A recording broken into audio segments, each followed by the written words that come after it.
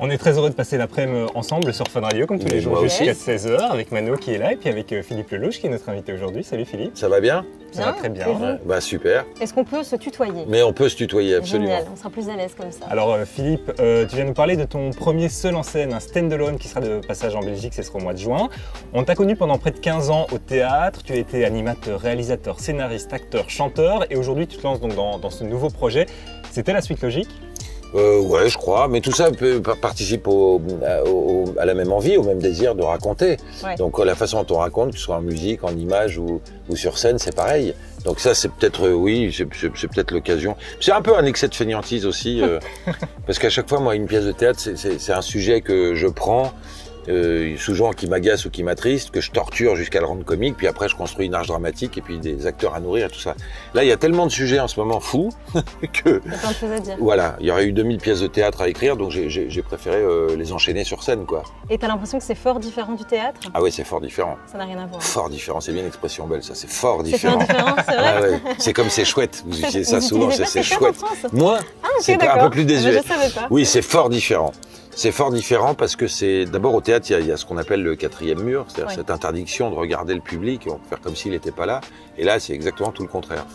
Faut leur faire face tout le temps et leur donner l'impression de s'adresser à eux en permanence. Il y a des interactions dans le spectacle avec le public? Pas beaucoup parce que je suis pas. Il y en a qui font ça et qui le font très bien. Moi, je suis pas fan de l'exercice parce que je considère que c'est pas aux gens de faire rire à ma place. Donc, voilà. Et puis ça me met très mal à l'aise. Je sais pas moi, me moquer des gens. Je vous dis encore une fois, il y a des gens qui le font, qui me font beaucoup rire, qui le font très bien. Moi, je sais pas le faire. C'est vrai qu'il y a une notion de moquerie un petit peu quand on est dans l'interaction. J'ai peur de blesser avec tout ça. le public. Je peux comprendre. T'as toujours su que tu voulais être sur scène? J'ai toujours su que je voulais être connu, ce qui est déjà une, tu vois, déjà une névrose assez absolue. Depuis enfant, ouais, j'avais ce truc-là. Pourquoi, comment, j'en sais rien. Mais oui, je pense qu'il y avait ce désir-là chez moi toujours de raconter, de faire son intéressant, quoi. Et en parlant de névrose, justement, tu parles de tes névroses sur scène, de tes souvenirs d'enfance, de tes amours. C'est un journal intime un peu? Oui, mais pas que, parce que ma vie, mon œuvre, ça aurait été très chiant, puis je suis pas sûr que ce soit très intéressant. En fait, j'ai l'impression que plus on est personnel, plus on est universel. Donc en général, quand on parle des trucs qui nous emmerdent ou qui nous amusent, c'est souvent, ça fait écho chez l'autre. Donc on se sert de soi. Voilà, le seul dont je me moque sur scène, c'est moi. Mais voilà, et après j'ai le regret d'une époque que vous n'avez pas connue parce que vous êtes beaucoup trop jeune et con. Mais surtout con, ouais. Surtout con. Mais voilà, je n'arrêterai pas de pleurer la disparition d'Eslo, par exemple, que vous n'avez pas connue et qui était géniale puisque c'était, bah oui, on avait 3 minutes pour tomber amoureux, ce qui était quand même formidable. Ils ont enlevé cette chance-là au môme. Et pire encore que ça, c'est-à-dire que on a eu la possibilité, nous, dans notre jeunesse, de s'envoyer des cartes postales qu'on reçoit encore aujourd'hui. Par exemple, il y a des slows, quand on les réentend aujourd'hui, ça nous ramène immédiatement à l'époque qu'on a vécu, parce que c'était fort. C'était fou, les slows. C'était un truc de dingue. C'était un speed dating en musique en 3000, mais c'était formidable. Il y a beaucoup de nostalgie dans le spectacle. Oui, bah oui. T'es quelqu'un de nostalgique? Oui. Je suis quelqu'un de nostalgique et puis j'ai cette petite tendance à considérer, qui est un peu une considération de vieux con, que c'était mieux avant. Voilà. Mieux avant? Ouais, je crois. Je pense aussi, moi, que c'était mieux avant. Mais pas dans la bonne époque, t'en penses quoi, toi? Oui, moi c'est vrai, je 10 ans plus tôt. Vous seriez marré, croyez-moi. Alors le spectacle, on l'a dit, s'appelle Stand-alone, un titre en anglais. Il y a une raison Oui, je voulais me la péter Las Vegas. C'était sûr, c'est pour percer aux US. Mais bien sûr. Non, mais c'est surtout que tout le monde s'en branle du nom d'un one-man show. Vrai. On se dit pas, tiens, j'ai été voir Gad Elmaleh dans machin. Non, on s'en fout, j'ai été voir Gad. Donc, comme je sais que le titre n'a aucune importance, je me suis dit, s'il y a un moment où se la péter, c'est maintenant, quoi. Voilà. Tu parlais de nostalgie, moi j'avais un extrait où tu parles des années 80 dans ton spectacle. Est-ce qu'il y avait une intention réelle quand tu l'as écrit de parler aux gens de ta génération ou ça s'est fait un peu naturellement? Ça se fait naturellement, tu parles de ce que tu connais le mieux. Mais parce que, en fait, on a connu, tous ceux qui nous écoutent le savent, enfin ceux qui l'ont connu, dans les années 80, il y a des années de liberté de dingue. Oui. C'est-à-dire où rien n'était interdit, rien. Voilà. Alors, on peut considérer, et c'est juste, que toutes les interdictions avaient une inspiration légitime. Ouais. C'est-à-dire qu'on va te dire, tu roules sans casque. Alors, on roulait sans casque, il faut mettre un casque. Bah, tu comprends pourquoi il faut mettre un casque. Si on tombe, on risque moins de mourir. Donc on accepte l'interdiction. Il faut mettre une ceinture au volant. Bah, on accepte que c'est évidemment plus prudent de mettre une ceinture. Faut faire un contrôle technique sur ta bagnole. Bah oui, si elle marche pas, tu te dis bien que tu vas avoir un accident. Ça, plus ça, fumer, c'est interdit, ça fait du mal. Donc, à force, on a accepté toute cette petite interdiction-là parce qu'elles avaient un fond légitime. Oui. Mais on a le sentiment aujourd'hui que toutes ces petites libertés sur lesquelles on a renié, ça a fini par renier sur la grande. Et donc il y a ce sentiment des mecs de mon âge et même un peu plus jeunes, on n'a plus le droit de rien faire, ce qui n'est pas vrai. Mais parce que juste on se sent à l'étroit, puisqu'autrefois tout était permis. Moi j'ai connu la Côte d'Azur où tout le monde roulait sans casque, les mecs partaient ivres morts de boîte de nuit, ils fumaient à 18 dans une bagnole. Voilà, je ne vais pas te dire que c'était bien, mais c'était drôle quand même. Ah bah voilà, oui, tu vois. Donc voilà, donc c'est autre chose. Mais il y a des interdits aussi dans l'humour de plus en plus maintenant. Est-ce que toi tu as l'impression qu'on peut plus rire de tout? Si, moi je pense qu'on peut rire de tout, je pense qu'il faut, de toute façon, mais qu'on peut tout dire. Je pense qu'il ne faut pas avoir peur de ce qu'on est. C'est le meilleur moyen de... À vouloir plaire à tout le monde, on plaît à personne. Hein. Donc faut assumer ce qu'on est, toujours. Mais c'est très étonnant que si tu fais une vanne sur Cambrai, t'as un mec de Cambrai qui va taper en disant « Comment vous avez stigmatisé Cambrai ?» Oui, mais ça de toute façon, dans tous les cas. Tu l'auras... Oui, bon, ça c'est nouveau comme phénomène. C'est-à-dire que maintenant tu fais rire, on dit...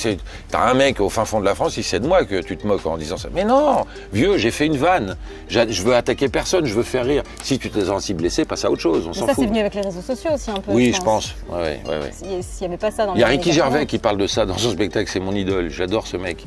Et il dit un truc très drôle là-dessus, il dit c'est fou que le mec pense que c'est pour lui, c'est comme si tu vois sur Madison Square Garden un truc pour les leçons de guitare et que t'appelles en disant je veux pas faire de la guitare. Tu vois, tu dis mais non, mais c'est pas, voilà, c'est ça. Bah, c'est le même principe. Les mecs qui font rire, des fois ils tombent à côté, des fois ils te font pas rire, chacun sa solité, mais tu sais que c'est pour faire rire, donc c'est pas grave.